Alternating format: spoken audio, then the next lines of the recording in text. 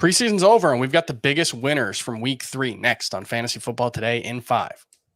Welcome to FFT in 5. I'm Chris Towers here on the Monday, August 29th episode with Adam Azer. We're here to talk about the biggest winners from week 3 of the preseason. Before we get to that, though, we did learn Sunday evening that Commanders rookie running back Brian Robinson is dealing with non-life-threatening injuries after being shot over the weekend. Obviously, our thoughts are with him as he recovers, and, that's not really something we're going to get into as far as like whatever the fallout might be, if he's available or not. We just hope for the best for him moving forward. So we'll move on to the biggest winners from this week's action. And Adam, I'll get to you first, but first I want to go with Tua Tagovailoa, who kind of just this whole Miami Dolphins offense. I'm feeling good vibes. I don't want to say like they're definitely going to be great because it was the preseason and he sort of underthrew Tyreek Hill on a 51-yard pass, but he finished the preseason 12 for 15 to a Tagovailoa, 179 yards and a touchdown. Generally looked as good as reports out of camp indicated. The Dolphins averaged 29 points per game as an offense. Skylar Thompson, their third string quarterback, actually played really well this preseason. So it kind of sounds like the offense as a whole just is working really well, which is what you want to see with new coach Mike McDaniel. I think he's going to be really good for them, and starting to kind of get excited about them. I think Tyreek Hill's going to be worth that wide receiver 1 price, not wide receiver 1 overall, top 12 wide receiver price. I think he's going to be pretty good. So that's one winner for me. Who's a big winner for you, Adam? Yeah, well, I'll just second what you said. I like to see players look comfortable in offenses, and that's what you saw from Tua. Whereas I think Davis Mills has looked awful all of the preseason, and Justin Fields finally put something good together. Yeah. But he's still, today was encouraging, or Sunday was encouraging, or that was Saturday. Sorry, I watched it on Sunday. Saturday was encouraging, but overall, I think still doesn't look that comfortable. And like Daniel Jones doesn't look that comfortable. Tua Mac really Jones in that Patriots offense, right? It looks real rough. So it was nice to see Tua come out and look confident, like he knew what he was doing in the offense. I think Michael Pittman and Matt Ryan, they look like they are old friends. And I saw a tweet about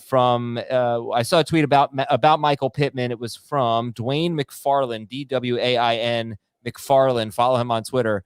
And he said that Michael Pittman has had a 35% target share with Matt Ryan and in the preseason. And in the third preseason game, I think Matt Ryan threw 7 or 8 passes, and 3 of them went to Michael Pittman. They use him out wide. They use him in the slot. They use him in wide receiver screens. He's just going to get so many targets. I think he's actually a candidate to lead the NFL in targets. So I was a little hesitant on the idea of him being a top 25. Yeah, I like 2-3 turn. I was a little hesitant on the idea of him being that high up. But in a 3-receiver PPR league, I think it's totally fine. I think he's going to have a really good year. I don't think he's going to have a top 5 season, but I would compare him to Keenan Allen. I think he's going to be like a Keenan Allen with a little bit more downfield ability. So I'm totally comfortable taking him as my top wide receiver if it comes to that. And one more player that I'd like to highlight would be Raheem Mostert. He is, he's there, and he might lead the Dolphins in carries when he's healthy. So don't sleep on Raheem Mostert. I don't think he should be a top 100 pick. I think Chase Edmonds should definitely go ahead of him. But Mostert is going to be a guy who has a role for the Dolphins, and he might just be the guy who slams it in the end zone when they get near there. Yeah, I'll throw out a couple more winners. Leonard Fournette played every snap with Tom Brady in his first appearance of the preseason. That was a great sign. Jeff Wilson was the primary running back for the 49ers in his preseason debut. That's a good sign. Obviously, we know Elijah Mitchell is going to be ready for week 1 coming back from that hamstring injury, but there was some question about who the number 2 guy was. I think it's Jeff Wilson.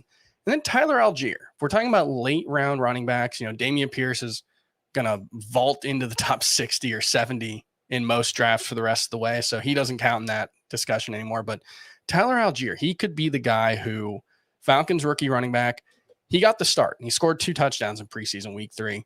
That was with Damian Williams and Cordero Patterson sitting out. So I don't want to say Tyler Algiere is the starter there. He's certainly not. But there's definitely a path for him to carve out a really solid role and get some playing time early on. So Tyler Algiere, someone that I think is a winner for week 3 of the preseason. That's going to do it for FFT in 5. Before we go, though, I want to remind you about our FFT Draftathon coming up on August 31st at 6 p.m. on CBS Sports HQ and on our YouTube channel. That'll be like 7:30-ish. Adam's going to be live on YouTube, and we're going to go through midnight getting you ready for your drafts, answering questions. We've got a ton of fun guests. That's going to be awesome. And we're doing it to raise money for a great cause, St. Jude Children's Hospital. The link to our St. Jude donations page is in the podcast description or right above Adam's shoulder with the QR code on our YouTube channel, where you can bet on a bunch of awesome experiences. And make sure you check out @FF Today on Twitter for details on our FFT poker tournament. That's going to be Monday night tonight as you're listening to this. And we'll see you next time on Fantasy Football Today in 5.